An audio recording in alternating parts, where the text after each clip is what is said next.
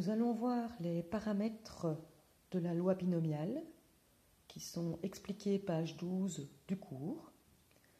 Donc nous sommes dans un cas de loi binomiale, donc binomiale où on a ici le nombre de fois que l'on répète l'épreuve de Bernoulli. Je rappelle qu'une épreuve de Bernoulli, c'est une épreuve qui a seulement 2 solutions possibles. Et P est la probabilité du succès. Dans les paramètres, on va donc voir l'espérance. L'espérance, comme nous en avions déjà vu dans le cas des variables aléatoires classiques, qui s'écrit EX. Dans le cas de la loi binomiale, on l'appelle mu.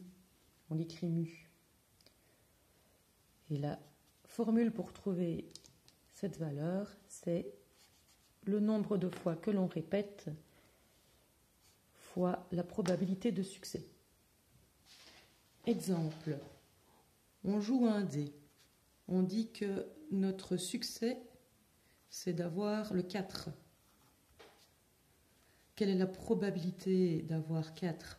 C'est une chance sur 6 dans un dé, et donc forcément, la probabilité de ne pas avoir 4, c'est 5 chances sur 6.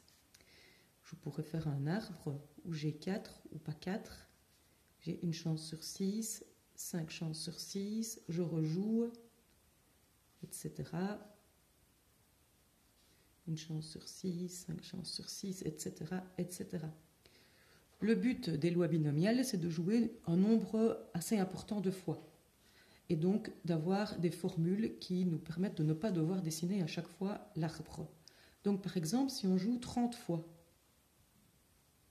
Donc ça, si je joue 30 fois, ça c'est n. La probabilité de succès, il est ici. C'est 1/6. Et donc, quelle est l'espérance mathématique? Donc en moyenne, quand je joue 30 fois, quelle est la chance de tomber sur un 4? D'après la formule, ça va être 30 fois 1 sur 6.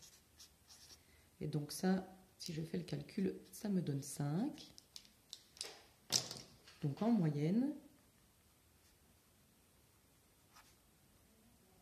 on obtiendra 5 fois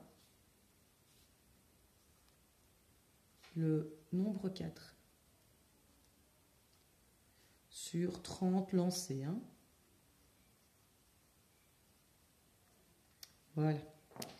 Nous avons comme autre paramètre la variance. La variance, ici aussi, elle a sa propre petite formule, V de x, c'est le nombre de fois qu'on a l'épreuve de Bernoulli fois la probabilité de succès fois la probabilité de ne pas avoir un succès, qui est Q, qui est aussi la même chose que 1 moins P. Et puis nous avons encore l'écart type, qui revient aussi à ce qu'on avait vu avant. Et donc l'écart type, sigma, c'est la racine carrée du calcul qu'on a de la variance. Donc ici, par exemple, si je devais calculer la variance, ça va me faire 30 fois 1/6 fois 5/6, ce qui reviendrait à 5 fois 5, 25/6. Et donc ici, si je devais faire le calcul de l'écart type, ce serait racine carrée de 25/6, ça me ferait 5 sur racine de 6 ou 5 racines de 6 sur 6.